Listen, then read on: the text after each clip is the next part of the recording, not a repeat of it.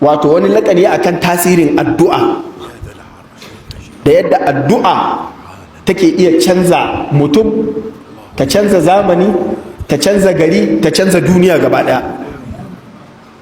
Addu'a karkare na ta, wannan sura ta karantar da mu ladabin addu'a da yadda ake so mutum ya kula da yawan yin addu'a wa kansa, kamar yadda Allah ya gaya mana akan annabi Ibrahim alaihi salam, inda ya addu'a rabbi ij'alni muqimas sala, rabbi ghfirli.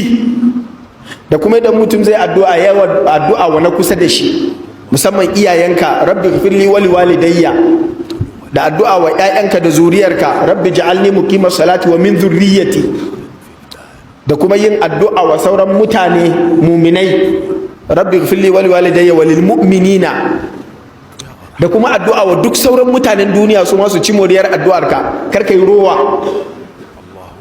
Da yace rabbi faj'al af'idatan minan nasi tahwi ilaihim warzuqhum, kaga banda shi a ciki, mutanen da su zo a baya su ma su mora, minas samarati la'allahum yashkurun, Allah ka ba su arziki.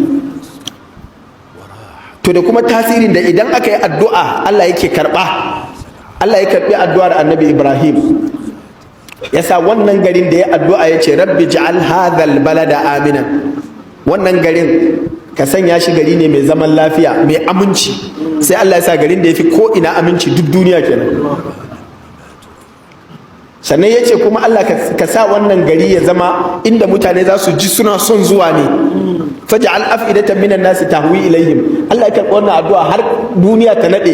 Addu'ar annabi Ibrahim sai ya shafe ka, sai ka ji kana son ka je wannan garin, ko kai ba musulmi ba kana so ka ga me ake yi a can, ballantana musulmi. To kaga yadda addu'a kwaya ɗaya take iya tasiri ta zama har dukkan zamani ana cin moriyar addu'a.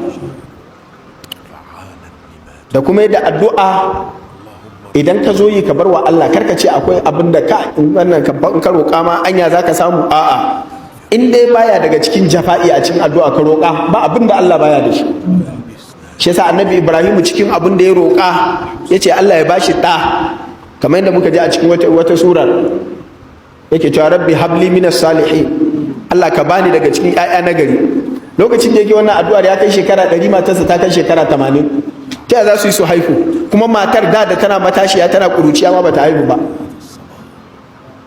Har matar da kanta take cewa ana ajuzun, ni na tsufa, sannan kuma wato da mijinta kuma ya tsufa, wa hada ba ali shaykha.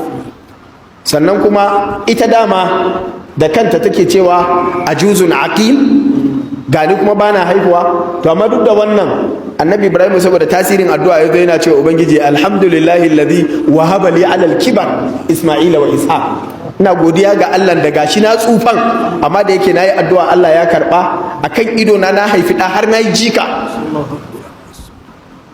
Allah ya bashi ɗa Isma'ila da Ishaqa, shi ma ɗansa ne, sannan kuma Allah ya mata albishi wa min wara'i Ishaqa Yaqub. Wannan duk yana daga cikin ni'imar da Allah madaukakin sarki yake cikawa kan bawa idan yayi addu'a ya bar Allah akan Allah yayi. Komi idan ka ce kai ba za ka iya ba, ka bar wa Allah, Allah sai ya baka mamaki, ya nuna maka da gaske zai iya. Allah ba abin da ba zai iya ba.